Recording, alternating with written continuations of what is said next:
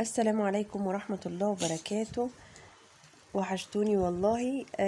النهاردة هنعمل اللحمة المشوية في القلاية. طبعا ده الفيديو اللي كل الناس مترددة اللي هم يعملوه، مش علشان حاجة، على اساس اللي هو لو اللحمة اتعملت وحش فخلاص كده شكرا بقى، وسعر اللحمة بقى انتوا عارفين، فيدوب بقى.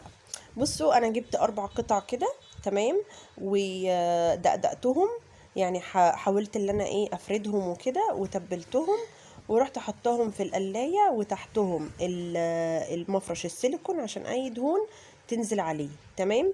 وعملت على البرنامج بتاع اللحمة، وزودت البرنامج بدل ما يبقى 20 زودته 5 دقايق تاني بقى 25، تمام.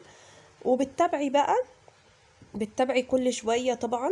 انتي ما بصي، انا اللحمه مثلا بتاعتي هتاخد سوا، انتي لا، فانتي لازم تتابعي، يعني مش اللي هو انا هقولك دي بتاخد 5 دقايق فتاخد 5 دقايق، لا، بيختلف من عندي لعندك، تمام.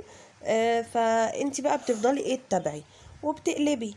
انا كنت حاطه على القطع يعني وكده، اللي انا حطاها مناديل كده كانت عندي، بحطها على الوش يعني كده علشان تعمل ريحة وطعم للحمة، لان اللحمة دي مش ضاني اصلا، تمام.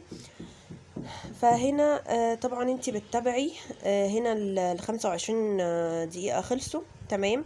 فانا اول حاجة انا عملتها، انا عايزة اقول لكم اللي انا عملتها على 200 درجة ليه، علشان لو انتي عملتيها على الدرجة اقل من 200 هتنزل المية بتاعتها، فانتي كده بتسلقيها، فهماني، والفايدة كلها هتنزل. انا عايزاها تاخد صدمة، تمام، في الشوي، اللي هي تبقى كويسة وتدي لون وكل حاجة. وبعد كده بقى انا هبتدي انزل درجة الحرارة واحدة واحدة، تمام. يبقى احنا كده فهمنا اللي احنا نبتدي الاول بدرجة حرارة عالية تاخد التحميرة يعني كده، وبعد كده هروح مبطئة درجة الحرارة. انا عملتها على 130، تمام، شوية، وبعد كده رحت رافعاها تاني ل195. خلاص بقى في اخر حاجة ال5 دقايق، ورحت جبت حبة فحم وعملتهم زي ما انتوا شفتوهم كده، وهي دقيقة بالظبط، دقيقة، خدي بالك ان المروحة شغالة، فهي دقيقة بالظبط، تمام. بصوا دقيقة ورحت قافلاها، خلاص كده، تمام. شفت انا قفلتها ازاي؟ دوست على اللي هو بتاع الستوب 10 ثواني كده، ويروح فاصل، وتروحي قافله قافله خالص القلايه، تمام. بس وكانت مستويه وجميله ما شاء الله، الله اكبر، وريحتها مشويه على الفحم بالظبط. بصوا هنا انا مصوره لكم هما يعني 3 4 قطع كده، يعني انتوا عارفين.